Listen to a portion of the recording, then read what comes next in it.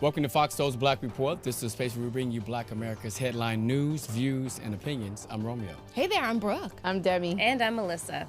On today's report, FBI starts a probe into the death of a black man killed by deputies. Family of a black man who died in Missouri jail offered $2.5 million.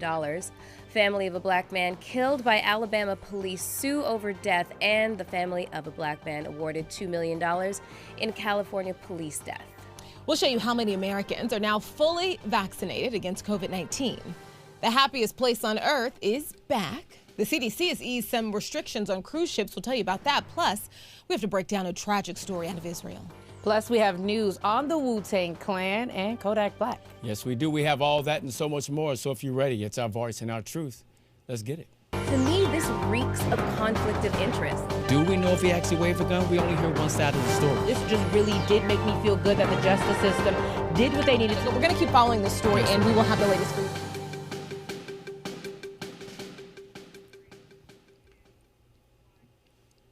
All right, here are your headlines for the day. The FBI has launched an investigation into the Elizabeth City, North Carolina incident where police shot and killed Andrew Brown, Jr.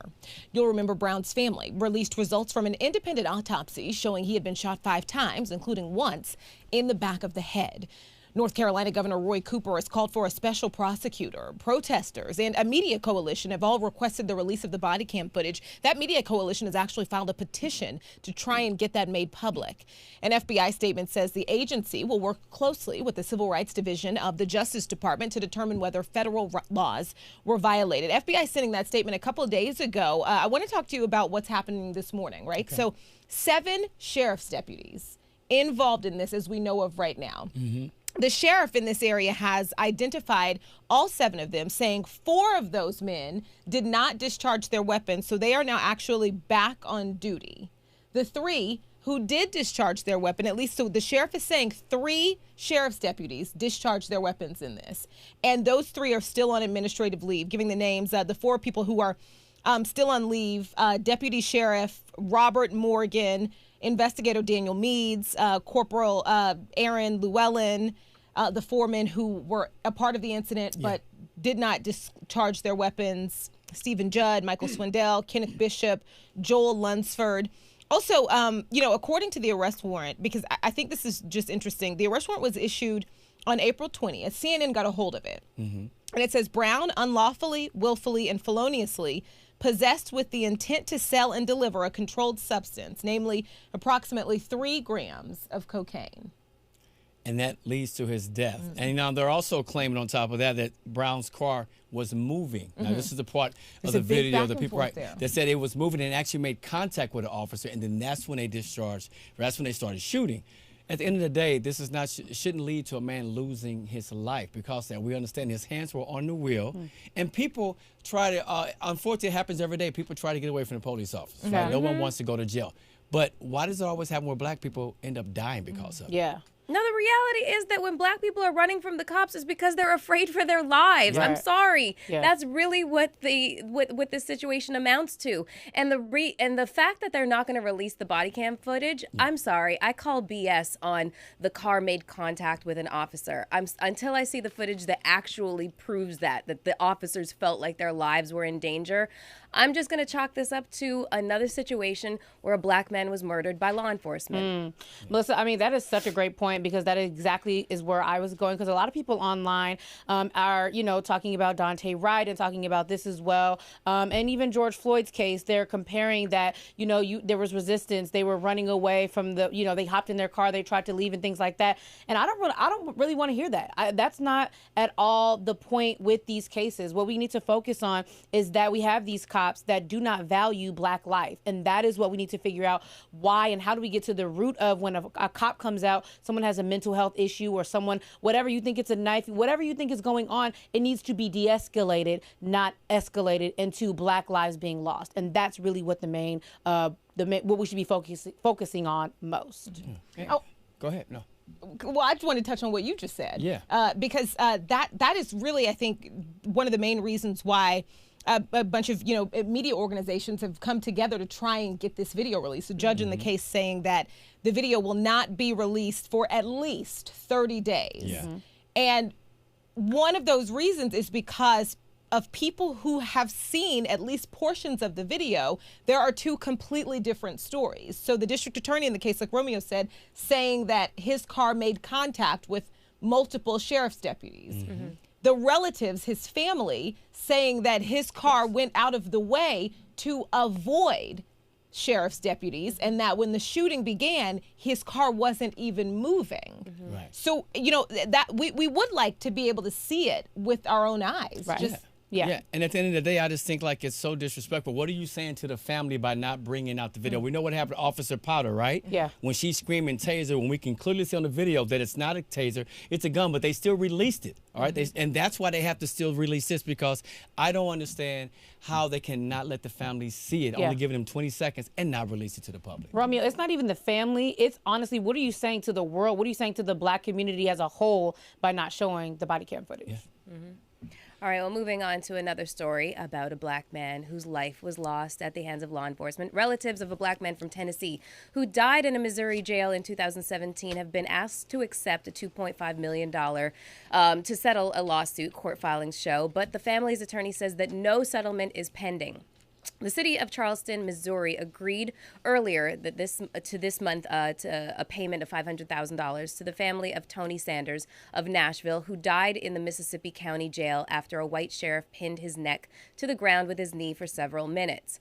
Now, lawyers for Mississippi County Jail employees and the former sheriff are asking a judge to require Sanders' family to accept $2 million to settle the rest of the case, according to court documents. The attorneys said in motions filed Wednesday that a state insurance fund had agreed to the Sanders family's request for $2 million, but that the family had increased its demands to $3.5 million, the St. Louis Post-Dispatch is reporting.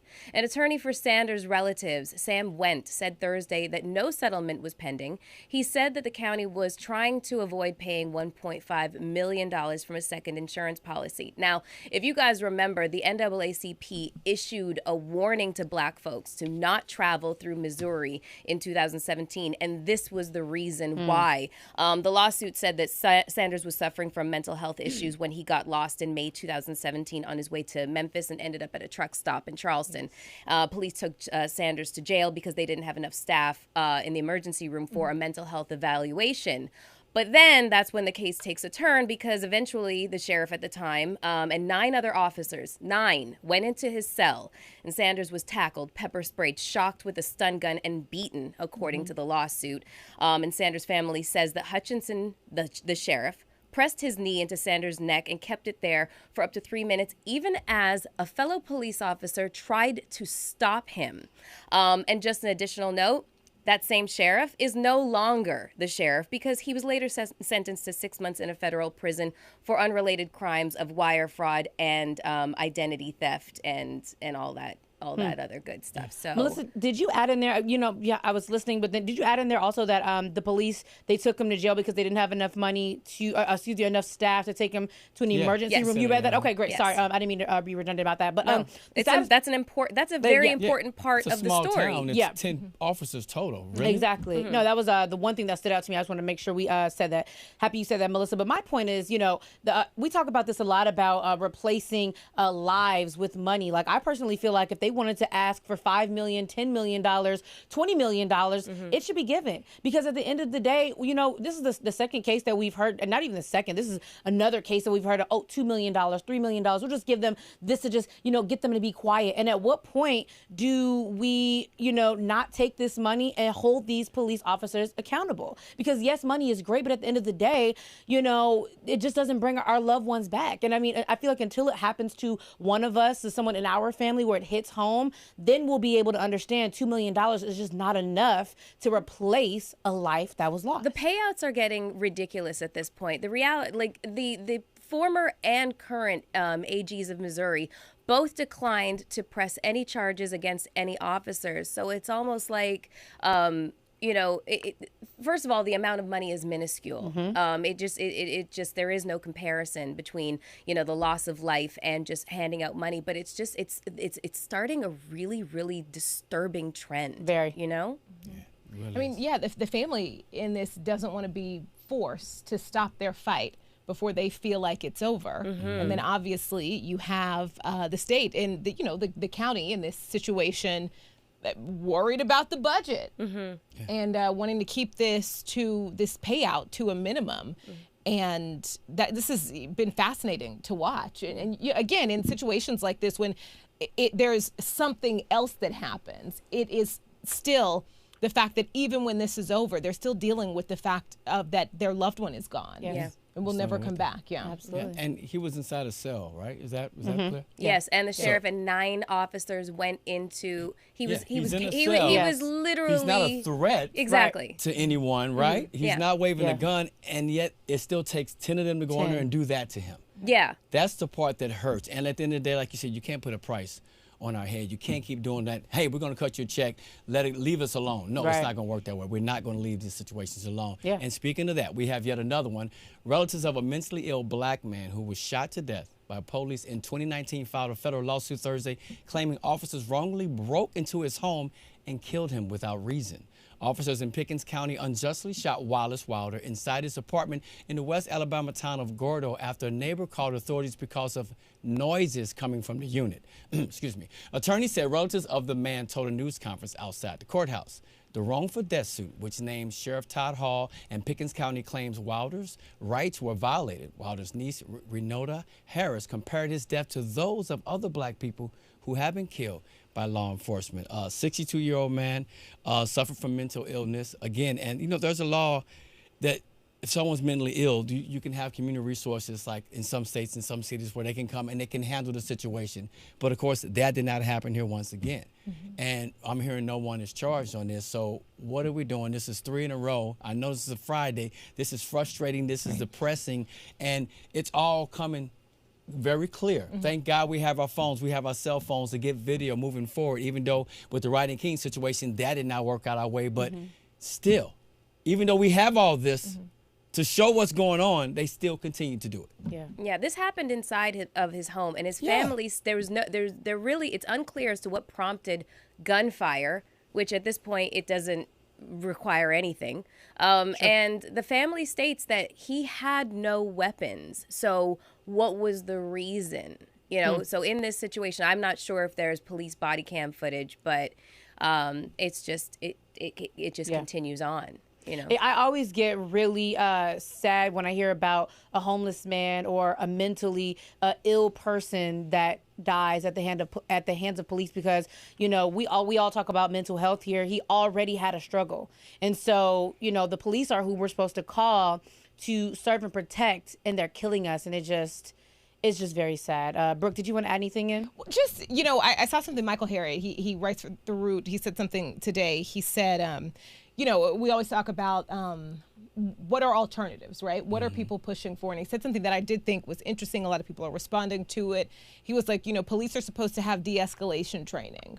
Yes. Why don't we send the dude who does that out to these calls in the first place, let alone, teaching. There is, police are taught how to shoot.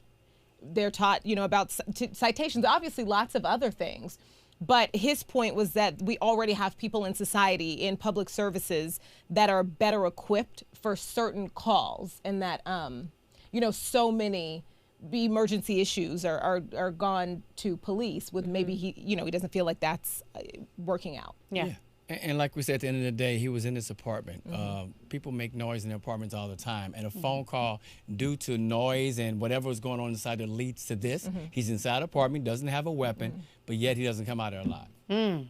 I guess they just took. I guess they took a look at the size of him, his height, his weight, and assessed him as a threat, and reacted in the offensive rather than offensive and defensive. But I don't know. I agree with you, Brooke. I mean, these people. I think that somebody should always accompany cops when it comes to dealing with mental health, situations. Somebody who's equipped to handle the situation, to de-escalate the situation. If police aren't going to take training or retraining seriously. Yeah. Melissa, one thing you said about, size, I always get feel away because, you know, what makes your size a threat? Because there are people, George Floyd was half his size. You know, we don't know exact heights, but as far as like, you know, physical, George Floyd was nowhere near as far so what makes you a threat? You know, like that. No, it was the whole stereotype that black people and black men have superhuman strength, especially if they're mentally ill or if they're on drugs, which is a complete and total, you know, farce. So, it just boils down to the color of your skin. Yeah, for sure, Melissa. So moving right along, guys, another one here. Police in Anaheim, California used excessive force that contributed to the death of an unarmed homeless man during a violent struggle. A jury decided Thursday, according to a newspaper report. Now, jurors in the civil trial awarded $2.27 million to the parents of Christopher Eisinger, a 35-year-old black man who died in 2018 after being pinned to the ground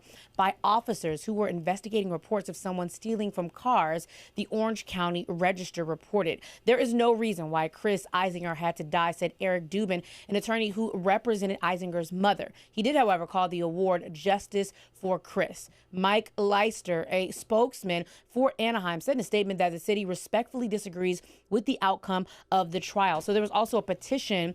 87,000 people signed this petition. And so the headline, which I thought was very interesting, his mom made it, and it said, "My son was killed the same way as George Floyd." And so, you know, although they were awarded that $275 million, it's going to be decreased down to $1.8 million because the jurors found that the officers were only 78% responsible for his death, which I thought was really interesting.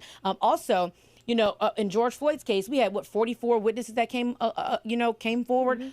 This case had no witnesses. So other than the body cam footage. I mean, of course, other than that, but like no witnesses. So his mom was like, you know what, this actually I consider is justice to have no witnesses to get this money, and so she seemed, you know, she saw this as a win for her family. What's interesting is the city lawyers. They tried to argue that you know, he had pre-existing conditions like a heart condition and health problems, but you know, they argued the same thing in George Floyd's case, and I'm just like, you know what pre-existing conditions are also called? Another word for it, mortality. Every single one of us has a pre-existing condition, but a knee on the neck and restraining somebody to the point where they can't breathe, where this young man, literally, it's on the tape, he says, "I can't breathe," and then he perishes as a result. That's the cause of death, not an enlarged heart, not diabetes, not lung issue, none of that. It's the excessive force. Yeah. It's always the excessive force until force. he was unconscious. Absolutely.